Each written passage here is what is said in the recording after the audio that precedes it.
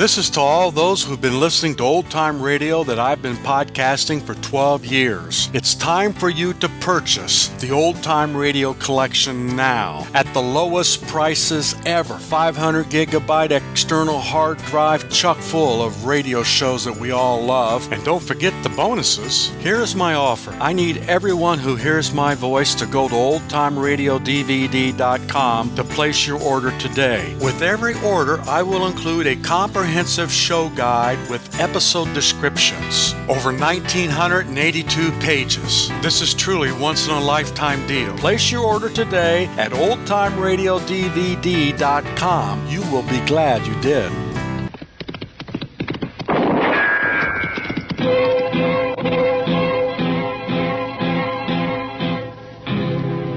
Gunsmoke.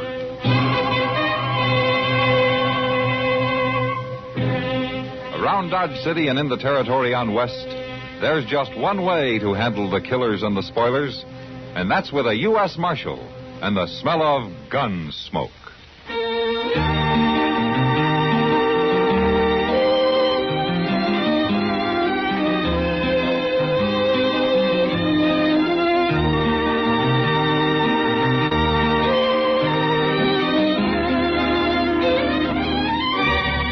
Gunsmoke, starring William Conrad. The story of the violence that moved west with young America. And the story of a man who moved with it. I'm that man. Matt Dillon, United States Marshal. The first man they look for and the last they want to meet. It's a chancy job, and it makes a man watchful. And a little lonely.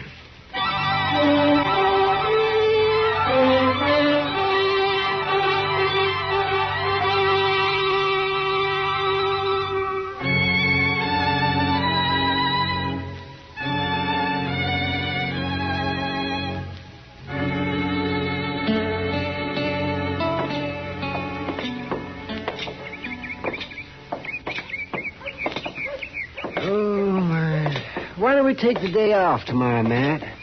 See if we can shoot us a deer. Oh, that's not a bad idea, Doc.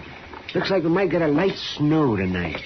Make it easy to track them. You couldn't track a three-legged buffalo in a box, can you? Oh, is that so? Well, let me ask you, who tracked that antelope we shot just before Christmas? It wasn't an antelope, it was a deer. Yeah, well, that's not the point. And you didn't track it. Chester did.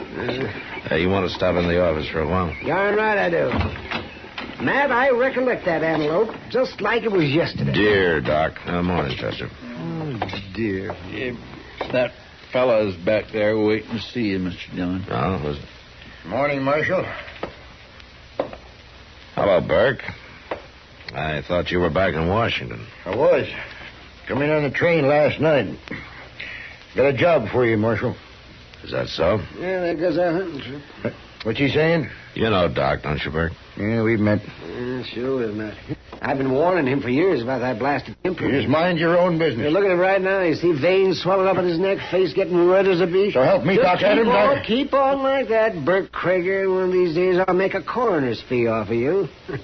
You mark my words now. Well, I didn't come here to listen to the half-baked opinions of some broken-down old quack. Quack, now, wait a minute. You just... Both of you, wait a minute.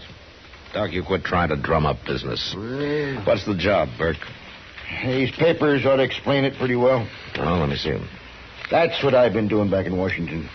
And I don't mind telling you, it gives me a lot of satisfaction when I finally got them to issue them papers. Court ordered a United States Marshal in Dodge City, Kansas for service of eviction notice. Yeah, look at the second one, Marshal. It took me pretty near 3 years to get justice done. Eviction order from Federal Lands Commission, Washington, D.C. to one Sloat Carson. Yep. Finally getting them off my... Guilty of illegal homesteading a portion of the Krager Ranch located in Section 246 Township. I see. Are you sure that this is justice, Burke? You got the papers right there in your hand, Marshal. They was issued according to law. I was talking about justice, not law. You aiming to separate the two, are you? How much range are you running now, Burke? Just over 30,000 acres. Uh-huh. And Sloat Carson's got a measly 360 acres in that homestead. Is it going to break you to let him go on farming it? That's got nothing to do with it. The law's decided the land's mine. It's your job to get him off it. You've been driving yourself for 10 years now, Burke, without a let-up. You got every inch of land between Briar Ridge and Walnut Creek, except for this piece that Sloat's living on. And I got it, too, now, once you serve that order. Why? What do you have to prove, Burke? It's what I have proved, Marshal. That I'd own the whole valley someday. Every last foot of it. And with Sloat Carson out, I do own it. I gone along all these years keeping the old name Blue Sage Valley. But now that I own it complete, I'm changing that name, Marshal. It's the Krager Ranch now. From here on out. Yeah, from here on out won't be very long if you up and bust a blood vessel. So my son's named Krager, too, I'll remind you. Burke. Sloat's put a lot of work into that place of his. You sure you won't think it over? You got them papers, Marshal. And it's your duty to serve. All right, I'll serve him. I got no choice. And I bid you all good day.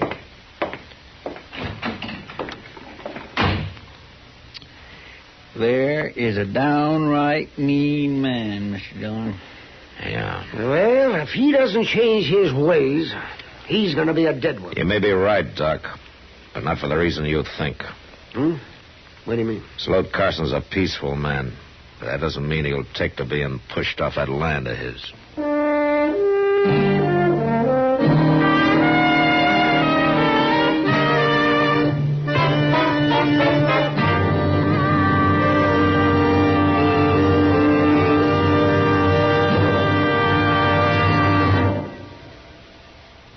Hello, this is Marvin Miller with another page from your American Heritage Scrapbook.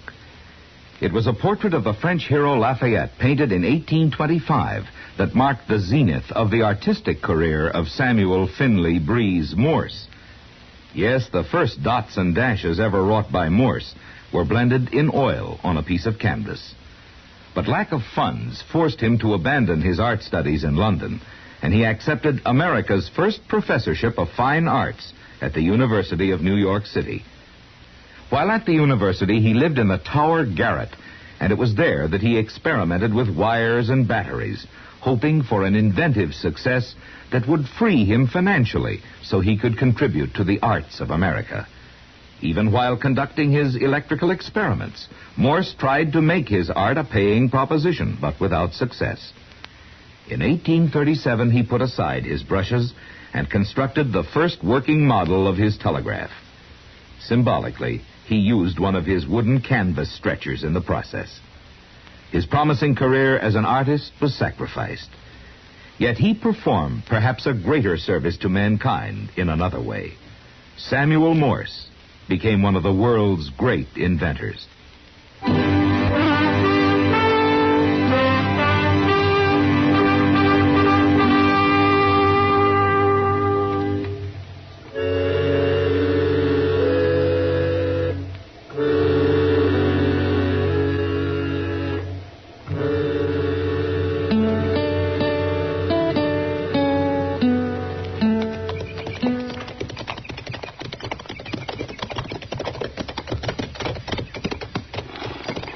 Well, there's no smoke coming out of the chimney, Mr. Dillon. Reckon maybe he ain't to home. He's probably working out in the barn. Let's ride over there. It's just a cussed shame, that's what it is. That can't be a help, Chester. Bert Krager don't need this land no more than he needs a second head. Yeah, he's got a devil on his back, Chester. Krager Ranch are the only 3 words in the world that mean anything to him.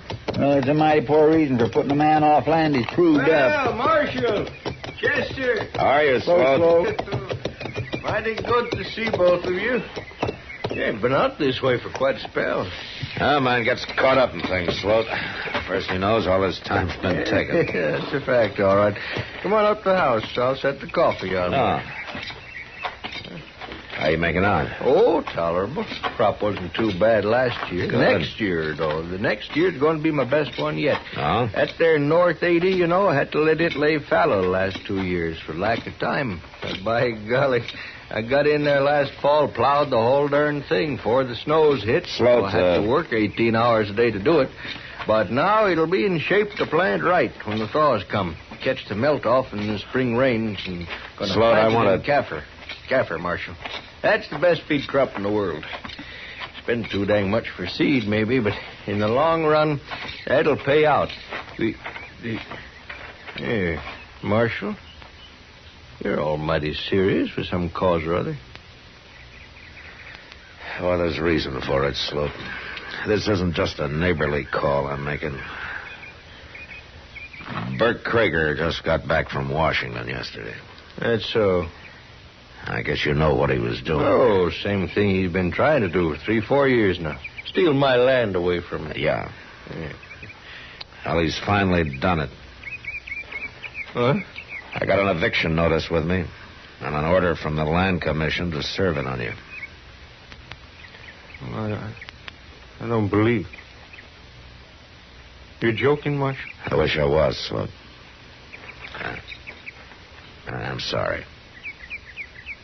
Well, nobody can grab a man's farm away from him. After he's put his sweat and blood, his whole heart into it. The order gives him a right of prior occupancy. But he never run a head of stock on this ground when I filed on it. Well, there's nothing I can do about it, Sloat. Don't them fellers back there even care about my side of it? Don't they even want to hear my story? And according to the order, they notified you by mail.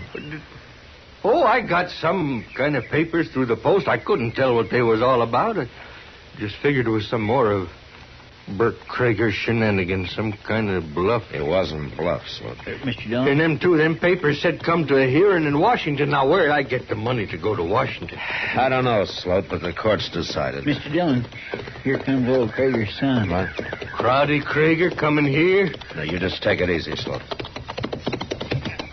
Morning, gentlemen. How are you, Crowley? Ain't you Kragers done enough? What'd you come here for? Maybe I come to undo some of it, Mr. Carson, if it ain't too late.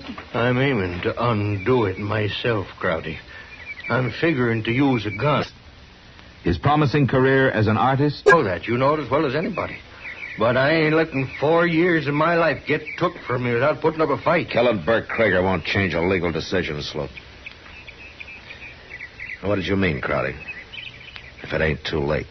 You served that eviction notice yet, Marshal? No, not yet. The law say you gotta do it today instead of tomorrow, maybe? No. And I'd like to talk to you, Mr. Carson. Why? I may be able to tell you something that'll save your farm for you. I'll listen to you, Crowdy, but I won't promise nothing. You don't have to.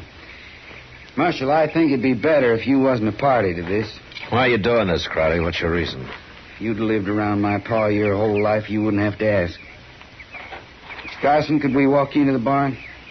All right. You excuse us, Mark. Well, looks like there won't be any bloodshed after all, Mr. Dillon. I don't know, Chester. I wouldn't count on it.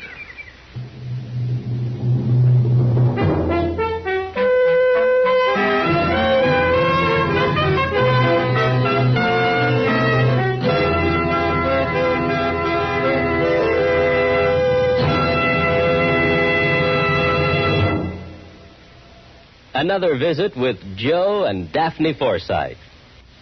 Joe, honey. Uh-huh. Joe, darling, put down the paper. I've got something important to ask you. Okay. Joe, All right. What? how many savings bonds do we have? What kind of a question is that? A good one. How many? I'm not sure. I'd have to count. And I'm reading the paper. Now, what do you want to know for? Have we got enough to make things comfortable for us? Very comfortable. That's why I buy on a payroll savings plan. A bond a month will give us quite a nest egg for the future. Enough for a college education? Eventually. But who's going to college? Our children, silly. We don't have any yet. Oh? What do you mean? Oh? Better buy some more bonds, honey. Daphne, you mean... We've got a new investment. How about that?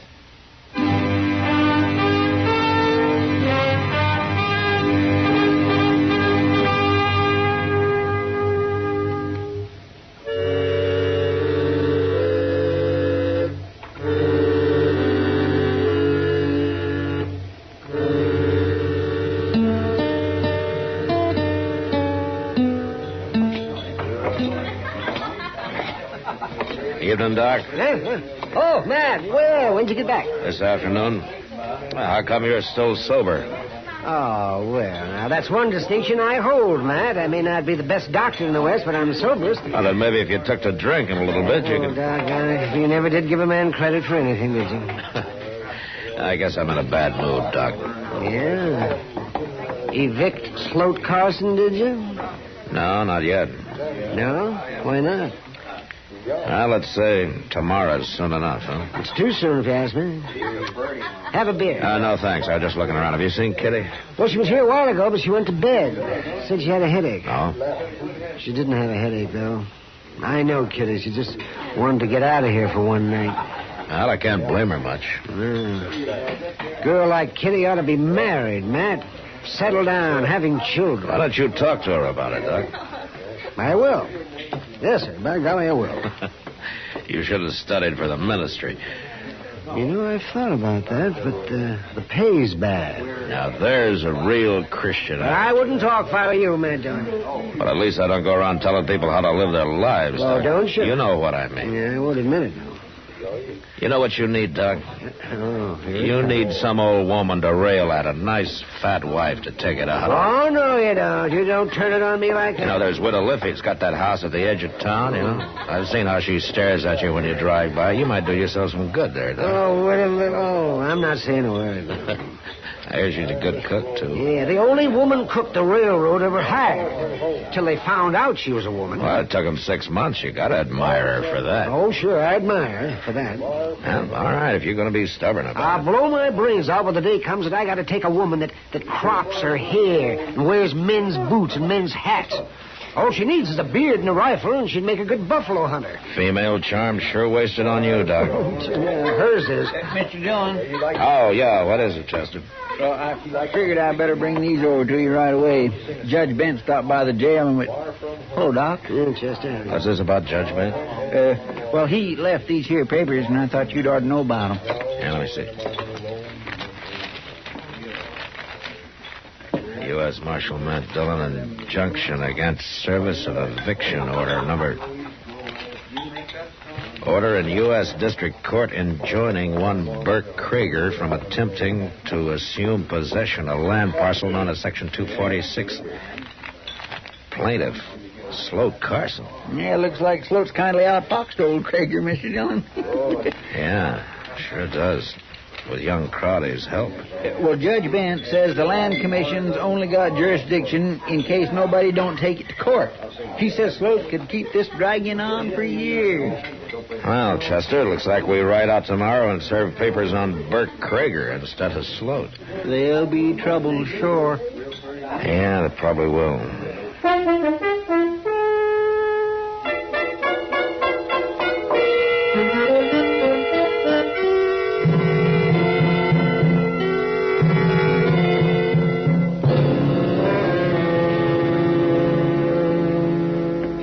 Come in, Marshal.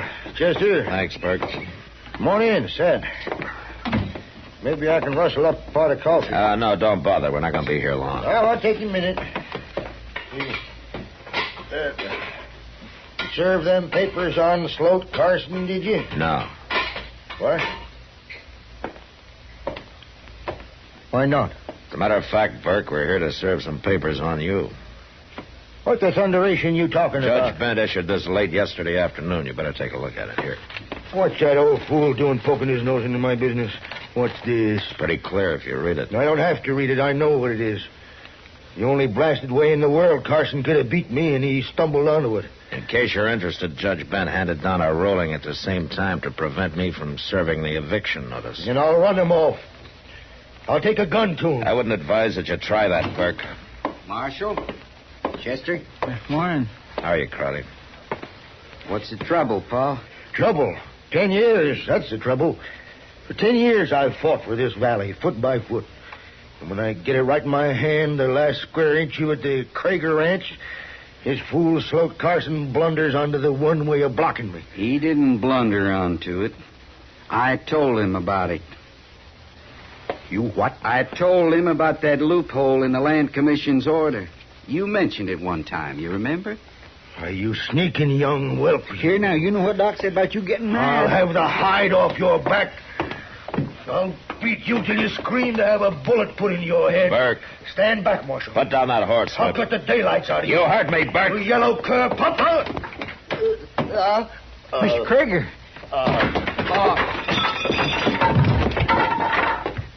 Oh, what's wrong? Here, wait a minute, Crowley. Let me have a look at it. What happened to him? We got to get Doc out here right away. It's no use, Crowley. He's dead. Dead? Doc said it was going to happen like that if he didn't stop losing his temper. But he can't be dead. I didn't mean for this to happen. It wasn't your fault, Crowley. You were trying to do the right thing. It was your father who was doing wrong. I can't even claim that excuse, Marshal. I didn't care what happened to Sloat Carson. I was just trying to hit back at Paul for all the years he bullied me.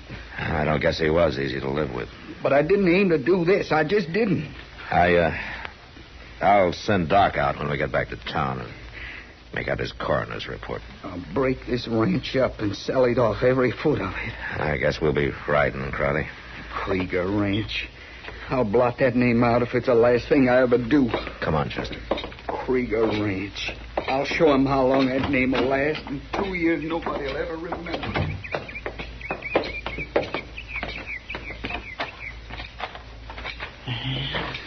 A man sure don't live long after he's dead.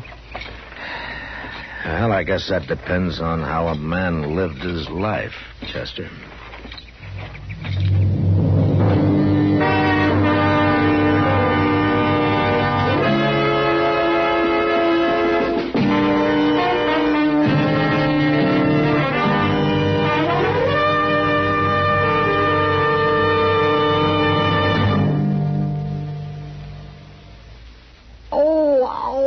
What's the matter? Oh, my wife has a toothache. Your wife has a toothache and you're moaning? Well, she hit me when I complained about her yelling. Oh, why didn't she go to a dentist? Outside the United States, dental care is available for dependents at all uniformed services facilities on a space-available basis. No kidding. What about inside the United States? It's available for medical or surgical conditions. And in an emergency to relieve undue pain and suffering. How are they on a broken jaw? For more on Medicare, get the pamphlet Dependents, Medical Care Program.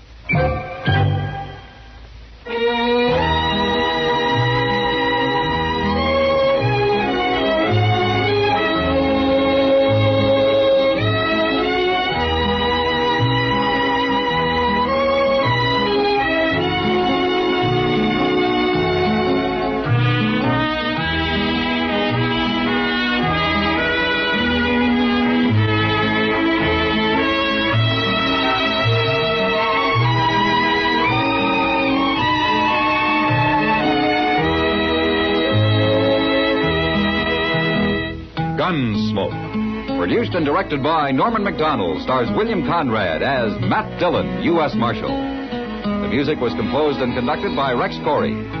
Sound patterns were composed by Ray Kemper and Bill James. Featured in the cast were Parley Bear as Chester, Howard McNear as Doc, and Georgia Ellis as Kitty. George Walsh speaking. Join us again next week for another story of the western frontier of America in the 1870s on Gunsmoke. This is the United States Armed Forces Radio and Television Service.